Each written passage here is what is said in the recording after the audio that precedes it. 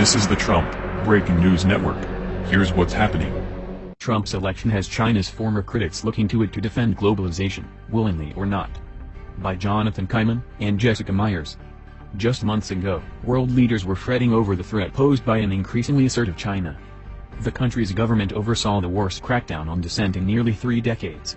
The Chinese built, then militarized, islands in disputed waters of the South China Sea. They tightened controls over the internet, freezing out foreign firms while allowing their domestic competitors to prosper. Then the United States elected Donald Trump as president.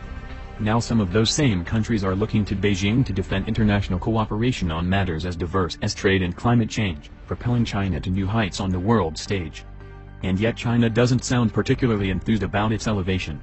The Global Times, a Communist Party mouthpiece, this week called it beyond imagination to think that China could replace the US to lead the world. The 21st Century Business Herald, China's leading business newspaper, referred to the country as a promoter, a reformer, not a revolutionary. China wants to be a force of stability, said Min Yi, an associate professor at Boston University's Frederick S. Party School of Global Studies. But it's not into changing the global order. It's a big responsibility. China still sees itself as a growing power. China, whose leader's greatest concern is domestic stability, is also battling a slowing economy and rampant income inequality at home. Factor 1 is whether China has the capacity to be leader, and Factor 2 is whether China has the willingness to be leader, said Chen Dingding, professor of international relations at Jinan University in Guangzhou. If the US, number one power, not interested in global leadership, why should China be?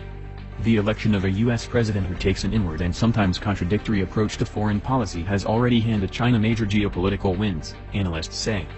The president-elect's vow to block President Obama's signature trade pact, the Trans-Pacific Partnership, or TPP, has drawn some countries closer to China's economic orbit. Malaysia, once a backer of the 12-nation free trade deal, is shifting its focus to a Chinese alternative, the Regional Comprehensive Economic Partnership. Vietnam recently decided not to ratify the US-backed agreement, leaving an opening for China's pact. Even longtime American ally Australia plans to seek out other trade options. Obama saw the TPP, which excluded China, as vital to expanding America's influence in the region. China considered it a blatant attempt to contain its growing economic and political clout. Trump's dismissal of the pact leaves a gap, said Claire Reed, a senior associate at the Center for Strategic and International Studies in Washington. Is China going to walk into that gap to encourage regional and global integration? I think the answer is yes. The region's pivot toward China on economic matters hurts the United States' ability to shape developments on the political front. The U.S. typically ties its international aid and loans to causes such as gender equality, government transparency and human rights, issues on which China's authoritarian leaders rarely engage. U.S. hegemony is not great, but it's the best hegemony we've had in a long time, said David Zweig, a Canadian who researches Sino-American relations at the Hong Kong University of Science and Technology. China has reason to defend globalization. Although Beijing has chafed at perceived U.S. incursions, including criticism of its human rights record and U.S. naval operations in the South China Sea, it has benefited greatly from closer economic cooperation with the rest of the world. The struggling country that entered the World Trade Organization in 2001 has grown into the world's second-largest economy. While Trump has been promoting his America First platform, China has sought to reassure world leaders about its reliability and consistency on international matters. China will not shut the door to the outside world but will open it even wider, Chinese President Xi Jinping said November 20 at the Asia-Pacific Economic Cooperation Summit in Peru.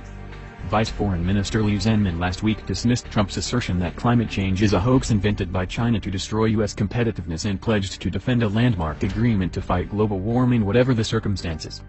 This year, China opened the Asian Infrastructure Investment Bank, a Beijing-based rival to the World Bank and International Monetary Fund.